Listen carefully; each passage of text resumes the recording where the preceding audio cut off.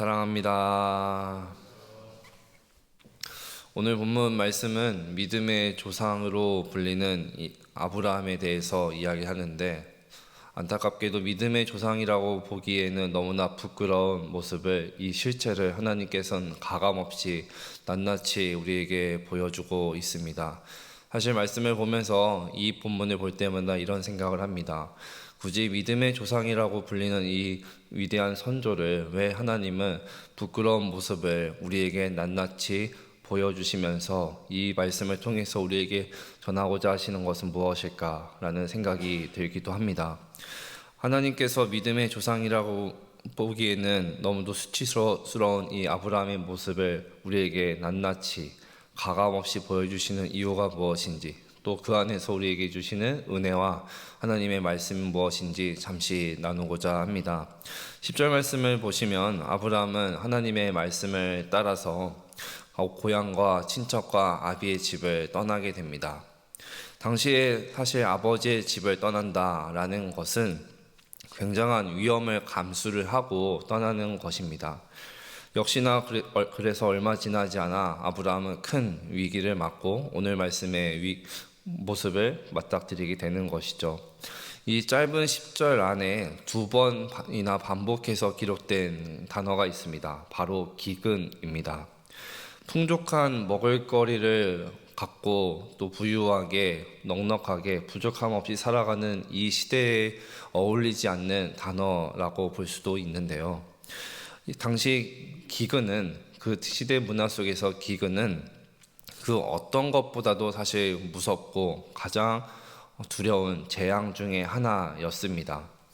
만약 오늘 이 시대를 살아가는 저희가 이 아브라함과 같은 상황을 맞닥뜨리게 되었다면 과연 저희는 어떻게 행동을 하게 됐을까요? 하나님의 말씀을 순종을 하여서 그 약속을 받고 고향과 친척과 아비 집을 떠나서 믿음의 발걸음을 뗐고, 또한 그 발걸음을 뗀 곳에서 하나님께 제단을 쌓고 예배를 드리며 기쁜 마음으로 출발을 하였는데, 출발하자마자 이렇게 어려움을 맞닥뜨리게 된 것입니다. 심한 기근이 들자 아브라함도 이 현실에 부딪히다 보니 하나님의 약속을 믿고 따랐던 그 믿음의 발걸음은 온데간데 사라지게 되고, 하나님의 약속도 말씀도 하나님께 드렸던 그 예배도 등을 돌린 채 현실을 급급하게 피하기 위해서, 해결하기 위해서 이러한 모습을 우리에게 보여주고 있습니다. 본문 12절과 13절 말씀을 보시면, 이제 애굽에 가까이 이르렀을 때 아브라함은 그의 아내 사레에게 한 가지 이야기를 합니다. 근데 이 이야기도 참 보는 이도 당황스럽게 만들게 되죠. 그는 애굽인들이 바로가 첩으로 삼고자 하는 여인이 만약 유부녀다라고 한다면 그 남편은 곧 죽게 될 것이다 라는 소식을 접하게 됩니다. 그리고는 그 두려움에 사로잡혀서 아내에게 거짓말을 시키게 하는 것이죠. 참 황당스럽고 좀 우리가 봤을 때 참 어이가 없는 이야기를 지금 남편 아브라함은 아내 사라에게 전하고 있는 것입니다.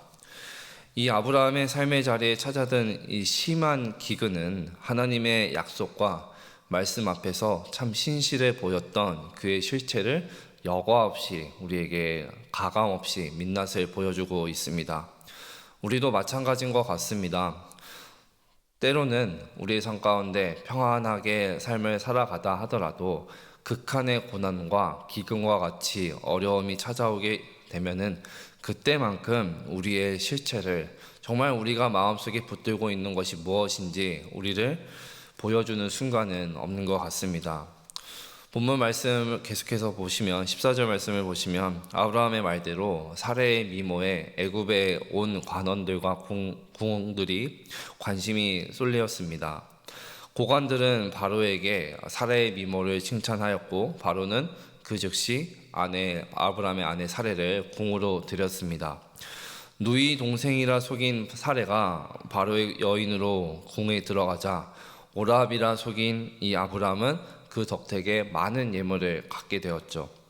반면에 하나님은 이 일로 인하여서 아브라함이 아닌 바로의 집에, 그 궁에 큰 재앙을 내리십니다. 지금 목숨을 구하고자 속임수를 썼는데 아브라함의 예상과는 전혀 다르게 그 거짓말, 속임수로 인해서 지금 오히려 아브라함이 목숨을 잃을 상황에 놓여지게 되었습니다. 그러나 역시나 하나님은 반전의 하나님이시기 때문에 바로는 예상 밖의 명령을 아브라함에 내립니다. 바로는 아브라함에게 그의 아내를 도로 데려갈 것을 명합니다. 그리고 바로는 그의 신하들에게 아브라함과 그의 아내 그리고 그의 모든 소유를 애굽 땅 밖으로 내보낼 것을 강하게 명령을 하고 있습니다. 오늘 말씀에서 나타난 아브라함의 모습은 자연스럽게 우리의 모습을 돌아보게 되고 생각하게 됩니다. 나아가서 그런 아브라함까지도 구원하시는 하나님은 어떤 하나님이신지 우리는 볼 수가 있습니다. 결국 매 순간 우리가 주목해야 하고 바라보아야 할 분은 오직 하나님 한 분밖에 없다라는 것이죠. 우리가 어떠한 상황 가운데 놓인다 하더라도 참 사람의 마음은 이때는 좋았다가 저때는 또 싫었다가 하는 변덕스러운 마음이 있지만 그런 마음에도 불구하고 하나님은 우리에게서 눈동자와 같이 우리를 지키시고 보호하시고 떼지 않으시고 날마다 인도하시고 붙드시는 하나님이신 줄 믿습니다. 말씀을 맺겠습니다. 삶 속에서 분명히 극한의 고난과 어려움이 찾아왔었고 또 앞으로도 찾아올 수도 있습니다. 그때 우리가 바라보고 구해야 할 것은 얄팍한 우리의 생각과 인간적인 마음, 계획들이 아닙니다. 하나님의 뜻을 구하면서 때로는 인내하고 기다리면서 여기까지도 인도하신 하나님이 하나님이신데 그 하나님께서 이 삶도 이 어려움도 이기게 하실 것이다 라는 그 신뢰가 우리에게 있어야 될 줄 믿습니다. 이전보다 지금 더 우리가 앞으로 하나님을 알아가기에 바르게 힘쓰고 또 나아간다면 삶의 자리에서 나타난 그 어려움들은 틀림없이 우리와 함께 하신 하나님을 더욱 깊게 또 바르게 붙들게 나아가게 되는 특별한 시간이 될 줄 믿습니다.